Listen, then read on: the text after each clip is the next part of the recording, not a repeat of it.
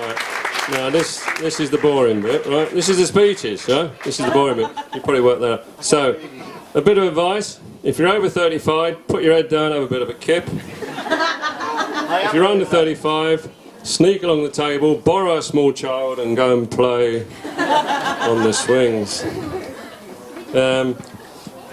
It's a long time since Anne and I were married. It was 40 odd years ago and it was all in black and white, and I'm delighted you've all come in colour here today.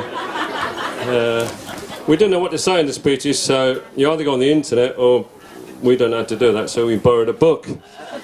And it says, quote, FOB, father of the bride, speech says, is always first speech. It sets the tone for the others. It's brief, solemn, and the least funny. So far so good then, sir. Can you not make me laugh? The least funny, that's right, because I don't know any jokes. And brief, I've just told you one. well, it's Sunday today, and I always play golf. So in 10 minutes, Chris's granddad and I have got a tee book down at Fulford. But being serious, it's been an absolutely lovely day, and we're delighted that so many of you have travelled so far to come and share this lovely occasion here, aren't we? Yes. Today. It's not a cafe. It's not a cafe, is it? People have travelled from Rickles, Selby, Orne Terrace in York. The other side of the Pennines, we're delighted that Jan, Martin, Amy, Gaz, Nick, Ruby and Romy, wonderful to see you here. Chris's family have travelled from all over the country, and we'd especially like to welcome his grandparents, Nana and Papa, from north of the border. That's great, thanks for coming. And of course the guys who came in the kilts. Where are you? Stand up, guys. Guys in the kilts. Where are you? Hey! Well done.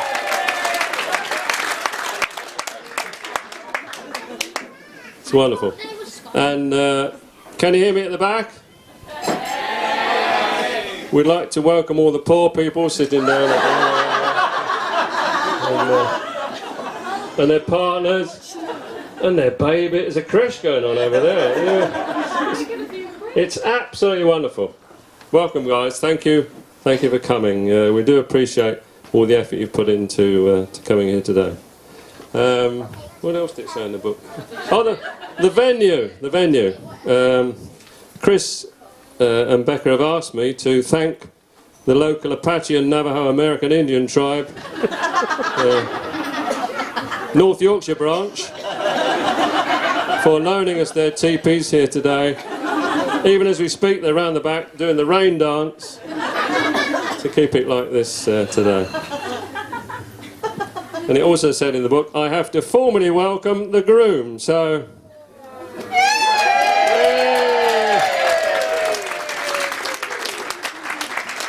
On behalf of Anne and myself, Chris, we'd like to formally welcome you into the family. Poor soul. I don't know why we're doing that, because he's been part of the family for 10 years. And when Becca and Chris came back from travelling the world, they came and lived with us for a year. And it was great, because I've lived with 3 women for 30 odd years. And it's good to have another bloke. Because he can share the blame.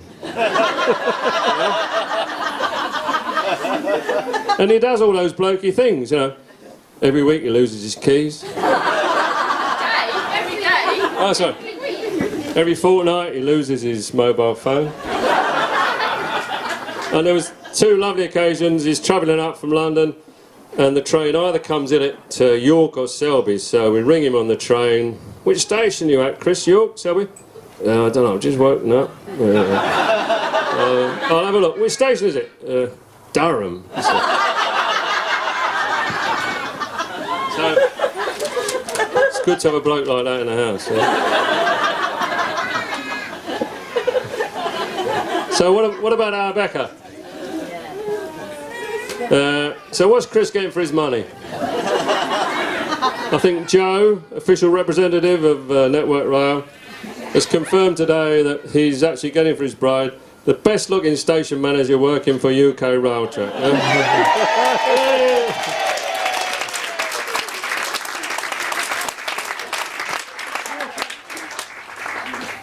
But being serious for a moment. Anne and I are telling jokes at the back now. Look. Well, yours are rubbish. Anne and I, we have to say, Becca's been an absolutely delightful daughter. We're really proud parents, it says here.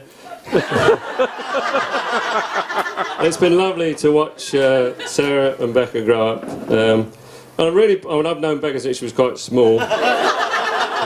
Anne's known her a bit longer than that. But I have to say, it's been great to have two girls who are strong-willed, independent spirit. Sarah will say a bit more about that later on. But as a father, all you parents here today will remember the teenage years. You know, Becca was a bit unconventional. She went through that stage of dressing like a cross between a goth, a new age hippie, and an advert for a charity shop. You know? With army boots, one painted silver, one painted pink. Yeah. And that was for school, wasn't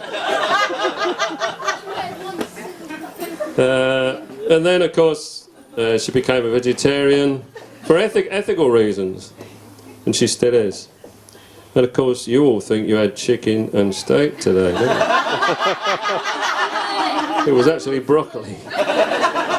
Cleverly disguised. She got Anne and I into recycling. She was saving whales. I think we've got one or two Welsh people here today. But we have, Anne and I have some absolutely lovely memories. I'll just share a couple with you because I've told the guys at the back who are running the books 4 minutes 30 seconds. So, a couple of memories.